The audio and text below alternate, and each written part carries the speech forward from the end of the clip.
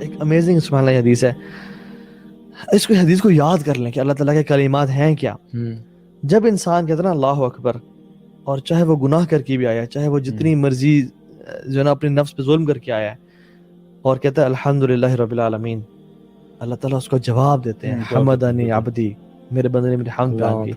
شیخ پتہ ہے اگر انسان پھسلے نا کبھی، اور پھر اس کے بعد جب 2 رکعتیں پڑھے اور پھسلنے کے فوراً بعد الحمدللہ رب العالمین، اور پھر امیجن کرے رب کہہ رہا ہے اور حمدنی عبدی، بندہ کہتا ہے یا رب تو کتنی عزتوں والا اور کتنی بخششوں والا ہے، میں اتنا گناہگار اور ساکا، میں نے گناہ کر کے آیا ہوں اور تو پھر ہی مجھے کہہ رہا ہے کہ حمدنی عبدی، میرے بندے نے میری تعریف بیان کی.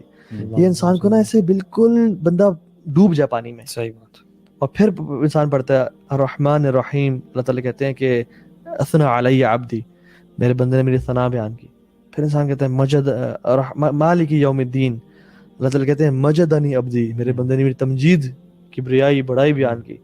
پھر ہم کہتے ہیں کہ ایاک نعبد و ایاک نستعین، اللہ تعالیٰ کہتے ہیں کہ ھذا بینی و بین عبدی ولی عبدی ما سألت، یہ میرے بندے کے بیچ میں ہے، اس کے بعد جو سوال کرے گا جو سوال کا ملے گا. پھر ہم کہتے ہیں اہدنا الصراط المستقیم، صراط اللہ تعالیٰ عطا کرتے ہیں. ہم میں سے کتنوں نے احادیث یہ پڑھی ہیں اور ہمیں یہ حفظ اور یاد ہے کہ میرا رب اس ٹائم کیا کہہ رہے ہیں. پھر پاز کرنا اور امیجن کرنا کہ اللہ تعالیٰ جواب دے رہے ہیں. ہم تو جواب دینے کا موقع ہی نہیں دیتے نا. الحمدللہ رب العالمین الرحمن الرحیم، جس طرح ٹربو پہ پڑھ رہے ہیں وہ تو جواب تب ہوگا نا جب آپ آرام سکون سے پڑھیں گے، خشوع سے پڑھیں گے، آپ کو پتہ ہے آپ کیا کہہ رہے ہیں. اور دیکھیں جو بھی آپ نے اللہ تعالیٰ کی حمد و ثنا بیان کی، اللہ تعالیٰ کی کبریائی بیان کی، اس کے بعد جو آپ سوال کر رہے ہیں نا اہدنا الصراط المستقیم، یہ سوال یہ جو آپ اللہ تعالیٰ سے کر رہے ہیں کہ اللہ مجھے ہدایت دے صراط المستقیم کی، یہ کتنی ویلیوبل چیز ہے. مطلب ہم لوگ اکثر اوقات نا ہدایت کو بہت ہلکا لے جاتے ہیں. آپ کے پاس دنیا کی کوئی نعمت نہ ہو اور ہدایت ہو، آپ بڑے کامیاب آدمی ہیں. آپ کے پاس دنیا کے $1 ٹریلین ہونا لیکن ہدایت نہیں ہے، تو آپ سے بڑا ناکام آدمی کوئی نہیں ہے. اور آپ مانگ تو رہے ہیں لیکن آپ ایفرٹ کتنی کر رہے ہیں. آپ کہتے رہے ہیں ہر نماز میں اہدنا الصراط المستقیم، اور فرائض میں 4 دفعہ، اور پھر آپ ملٹی پلائی کر لیں. ہماری پھر نمازیں وہ فزیکل ایک وہ رہ گئی ہے، اس کا ہماری زندگی پہ اثر کوئی نہیں. میں ایک نا ٹپ دوں، میں نے ایک شیخ سے سنی تھی، بڑی مجھے تو اپنے لیے بڑا جیم لگا. اور یہ ایک نا اگر کوئی آپ میں سے چاہتا ہے تو اس کو غور سے سنیں. نمبر 1 ایک یہ، جو شخص چاہتا ہے کہ اپنی نماز میں خشوع لے کے آئے اور اس کو خشوع فیل ہو، وہ اپنی جنرل لائف میں خشوع لے کے آ جائے.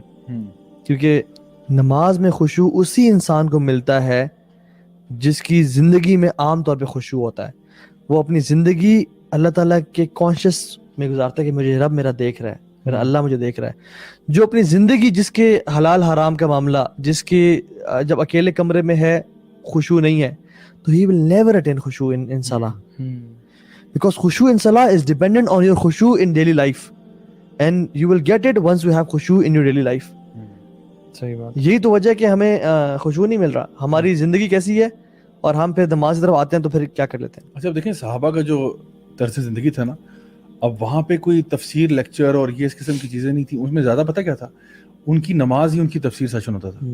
اور صحابہ کا ایک یہ معمول بھی تھا، اور مطلب نبی کریم صلی اللہ علیہ وسلم کا بھی، کہ جب کوئی آیت بہت ہٹ ہو رہی ہے نا اس کو ریپیٹ کرتے تھے.